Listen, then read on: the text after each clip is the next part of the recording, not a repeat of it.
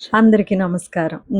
మన ప్రతిపక్ష హోదా కూడా లేని పార్టీ నాయకుడు నిన్న శ్రీకాకుళం వచ్చారు. వచ్చి తర్వాత మాజీ ఎమ్మెల్యే కొడుకుది ఏదైతే యాక్సిడెంట్ కేస్ ఉందో దాని గురించి మాట్లాడాడు. ఇక్కడేంటంటే అన్న వస్తాడు, స్క్రిప్ట్ చదువుతాడు, నవ్విస్తాడు, వెళ్ళిపోతాడు. మళ్ళీ రిపీట్. మళ్ళీ వస్తాడు, మళ్ళీ స్క్రిప్ట్ చదువుతాడు, నవ్విస్తాడు, వెళ్ళిపోతాడు. ఇదే జరుగుతుంది. మళ్ళీ మీ పార్టీ అధికారంలోకి రావాలి అనుకుంటే నన్నడిగితే ఒక సామాన్య ఓటర్‌గా చెప్తున్నా. మీ అన్నని ముందు పబ్లిక్‌లోకొచ్చి స్క్రిప్ట్ చదవద్దని చెప్పండి. అసలు ఈ ప్రెస్ మీట్‌లు మనకవసరమా? మనకవసరమా అంటున్నా. అన్నకేం మాట్లాడాలో తెలీదు. స్క్రిప్ట్‌లో ఉన్నది చదవడం రాదు. మీరేమన్నా వచ్చినప్పుడల్లా మైకులు ముందు పెట్టి మాట్లాడమంటారు. ఆయనేమన్నా ఖచ్చితంగా ప్రతిసారి ఎక్కడో చోట దొరికిపోతాడు. నిజమే. ఆ మాజీ ఎమ్మెల్యే కొడుకు పాపం యాక్సిడెంట్ చేశాడు. చిన్న పిల్లాడే. కావాలని చేశాడని ఇక్కడ ఎవరూ అనట్లేదు. మాటి మాటికి మానిపోయిన గాయాన్ని మీరు రేపుతున్నారు వచ్చి. వాళ్ళ బాధలయ్యో వాళ్ళు పడుతున్నారు.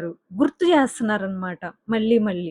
సరే 18 ఏళ్ల కుర్రాడు యాక్సిడెంట్ తెలియక చేశాడని చెప్తున్నావు. ఓకే. అక్కడ అవతల చనిపోయిన మనిషికి మీరేం చేశారు?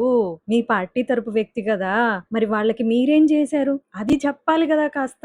అబ్బే! అదసలు చెప్పరు.